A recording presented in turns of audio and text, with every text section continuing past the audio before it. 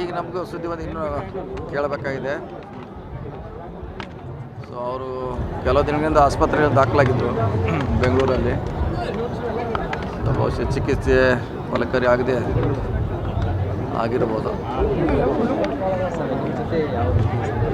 ಭಾಳ ಹಳೆ ನಾವು JDSನಲ್ಲಿ ಇದ್ದಂತೆ ಎಲ್ಲ ಜೊತೆ ಇದ್ದೀವಿ, ಜೊತೆ ಇದ್ದೀವಿ. ಸುಮಾರು 30 ವರ್ಷಗಳಿಂದ ರಾಜಕೀಯವಾಗಿ ಸಾಮಾಜಿಕವಾಗಿ ಎಲ್ಲ ಒಂದಾಗಿದ್ದೀವಿ.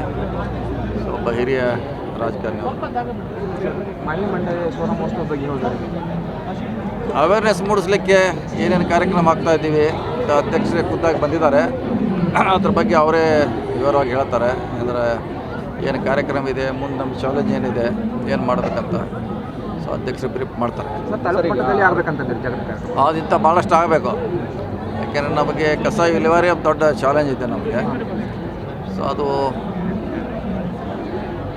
ಒಂದು ಹಂತಕ್ಕೆ ಮುಗಿಸುವಂಥ ಪ್ರಯತ್ನ ಮಾಡಬೇಕು. ಇನ್ನೂ ಭಾಳಷ್ಟು ಕೆಲಸ ಮಾಡಬೇಕಾಗಿದೆ ನಾವು. ಸೊ ಅದು ಮಾಲಿನ್ಯ ನಿಯಂತ್ರಣ ಮಂಡಳಿ ಖಂಡಿತ ಅದ್ರ ಬಗ್ಗೆ ಗಮನ ಹರಿಸ್ತಾರಂತ ನಾವು ಆಶೆಯನ್ನು ಇಟ್ಕೊಂಡಿದ್ದೀವಿ. DC ಅವರು ಈಗಾಗಲೇ ಅವ್ರ ಜೊತೆ ನಿರಂತರ ಸಂಪರ್ಕದಲ್ಲಿದ್ದಾರೆ. ಸೊ ಮಾತುಕತೆ ಮಾಡ್ತಿದ್ದಾರೆ.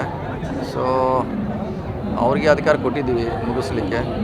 ಸೊ ಅವ್ರೇನು ತಾವು ಅಲ್ಲಿ ವಿಸಿಟ್ ಮಾಡಬೇಕು ಅನ್ನೋದು ಅವರು ಒಂದು ಒತ್ತಾಯ. ಇಲ್ಲ, ನೋಡೋಣ, ಅವಶ್ಯವಿದ್ದರೆ ಮಾಡ್ತೀವಿ. ಈಗಾಗಲೇ DC ಅವರು 2-3 ಸಾರಿ ಹೋಗಿ ಬಂದಾರೆ ನಮ್ಮ ಪರವಾಗಿ, ಕಾರ್ಖಾನೆ ಪರವಾಗಿ, ಜಿಲ್ಲಾಡಳಿತ ಪರವಾಗಿ.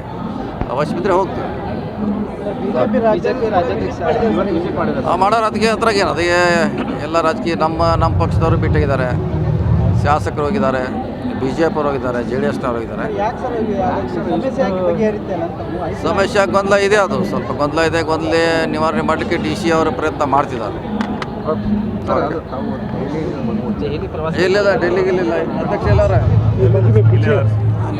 ಬನ್ನಿ ಅವರ ಅದ್ರ ಬಗ್ಗೆ ಕೇಳಿ ಏನಾರ ಹೇಳಂಗಿದ್ರೆ ಹೇಳ್ತಾರೆ ಅವರು ಸ್ಪೆಸಿಫಿಕ್ ಆಗಿ.